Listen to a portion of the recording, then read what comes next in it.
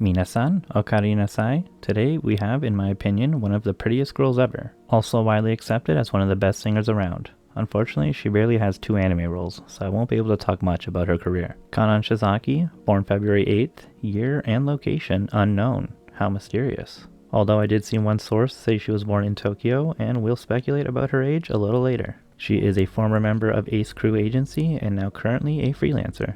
Nanchan first decided to get into the music entertainment industry when she was still around middle school or high school. She thought her parents would be angry about it, but luckily she had a friend who was already in the industry, which helped her with her persuasion. She attended the Senzoku Gakuen College of Music, where she was a student of the rock and pop course in the vocal department.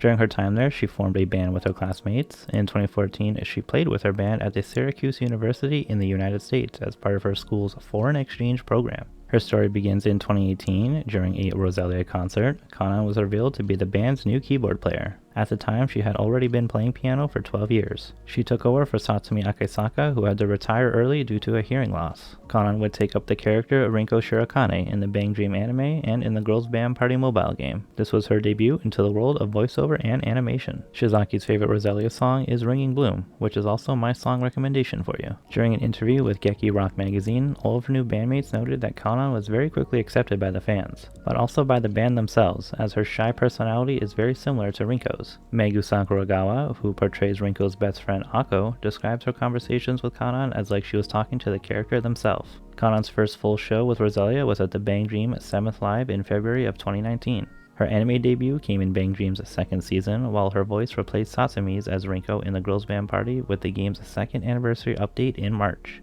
A little side note, I actually hate using the word replace, so I usually try to use a nicer sounding word, but it just made more sense to keep it here. Not too long after this though, in 2019, Kanan joined Bushiroad's newly created D4DJ franchise, as Rei Togetsu of the unit Happy Around, being one of the lead characters. Definitely listen to their song A Brand New World to hear the best of Kanan.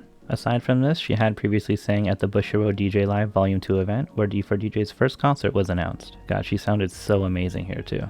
Something really cool happened for her in August of 2020. She performed with both Rosalia and Happy Around at the Bang Dream 8th Live event. Rosalia being the headliner performance on the live's first day, and Happy Around being the opening act on the second day. Moving on to some not so fun stuff, in August of 2021, very early in January, it was announced that Shizaki tested positive for COVID. This prevented her from participating in the Bandori events that were just 2 days away.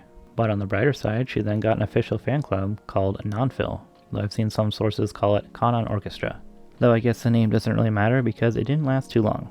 A little over a year later, in this year of 2022, in August, it was announced that she had left Ace Crew and became a freelancer, thus shutting down her fan club. Also in August, unfortunately, it was announced that she would step down as her role of Rei in D4DJ, most likely due to her throat sickness that she was battling for a few years now. Singing in Rei's voice must have been too much for her to keep going. That really is a shame, but in all honesty, I think she wants to focus on being a singer with her own natural voice. More on that in a little bit.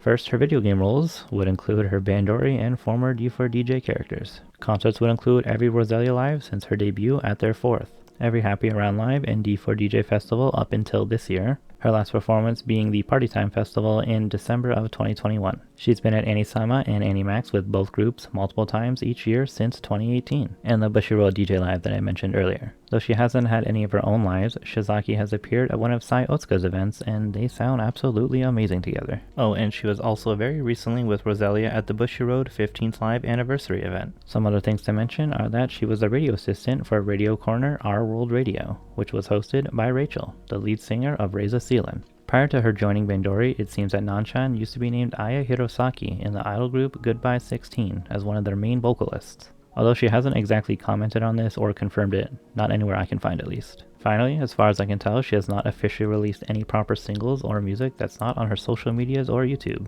which is absolutely mind-blowing to me. So let's move on to the facts. Since her career was so short, I'll cram in as many facts as I can find. She's 158 centimeters or 5'2".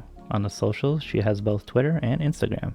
More recently, she has gotten herself a TikTok and a YouTube, where she very often posts music-related things. You can also really feel the passion she has for the songs that she sings. She apparently has a younger sister, and though her age has not been revealed, she has mentioned that she is around the same age as Rosalia's bass player Yuki Nakashima, who was born in 1997, so we can assume that she was also born within that time frame. Kanan is described as a shy but incredibly charming person. Despite her shyness, she has also been shown to have a mischievous side. Like I mentioned in the Sumo and Saichi videos, she is a member of the Yabai trio. The three of them are also all very good friends. Though in my opinion, compared to them, she is quite tamed and she is actually really awkward with them sometimes. It's very cute. But she describes herself as someone who does not give up easily. She has a very strong talent in singing, and I cannot stress that enough, with her vocal key ranging from E3 to G5. I don't really know what that means, but what I do know is when I hear her sing, I can tell she is extremely talented. Something she's not so good at is bowling, claiming to almost always get in the gutter and finishing in last at her agency's bowling competitions. Her other skills include classical ballet and calligraphy. Her hobbies are listening to music and watching movies. She really likes horror movies in particular, and at some point she was binging Taiwanese horror films. I'm actually curious about those. They're probably really messed up to watch. She really enjoys dried plums and peanuts, even spicy ones. I didn't even know that was a thing. Her favorite animal is a sloth, which is probably her spirit animal, honestly. But despite this, she actually owns a tortoise named Kame. Ah yes, the Japanese classic of getting an animal and naming it after the species of the animal that it is. She actually really loves animals in general and often sends funny or cute animal related videos to Yuki. She also just loves spicy food in general and clay animation. I wonder how she feels about The Nightmare Before Christmas. Kanan once said if she were ever to do a collab with Rachel, she would want to sing Riot. Although this was in 2019, so Ras didn't have many songs at the time, I wonder if her answer would be different nowadays. Might I suggest Beautiful Birthday? It does have an amazing piano intro. The most difficult and nerve-wracking concert she's ever performed in was Roselia's live at the Budokan in 2019. When she gets drunk, she loves to compliment Aiba to the point where Aina gets really embarrassed. I actually find this really funny, but then something not so funny to follow up with. When she first debuted with Roselia, she received a lot of hate comments for being a replacement. When talking about this, she said that people should think about what they're about to say. In the worst case scenario, someone might actually take their life. I can only imagine that she has had to face a lot of criticism in her life to have handled that situation so well. I'm also sure nowadays all those haters now call themselves massive fans of hers too. That's usually how it works, right? On to the last few facts now. She hardly ever played video games as a kid or as an adult. So much so that she very recently played a Pokemon game for the first time on the Switch. On the Switch, bro? We've been playing since the Game Boy. That's crazy. Anyway, her first Pokemon game was Legends Arceus, and this was actually on Yuki's stream not too long ago. Shizaki is also a big fan of One Piece. It took her a while to start it, but she was actually inspired after covering a song from the series. So she decided to watch the anime rather than read the manga. She says before she knew it, she was completely addicted. She had long hair for most of her life, but after cutting it short for the first time, she liked it so much that she now identifies as a short hair lover. Again, to throw in some personal opinion, she's one of those girls that looks absolutely amazing with either hairstyle. In middle school, she played the cello, and it is her favorite instrument. She claims to be an outdoors person, liking to go to the beach or mountains on her days off. If she has no one to go with, well, she'll just go on a walk alone. And an odd final fact here, but since she only has 2 roles, one she took over for and the other one she had to step down from, technically every character she voices, she shares the character with another seiyuu. And with that, we have reached the ending. I am beyond confused as to why this woman hasn't had a solo debut. I know every single person on the entire planet wants it, whether they know it or not.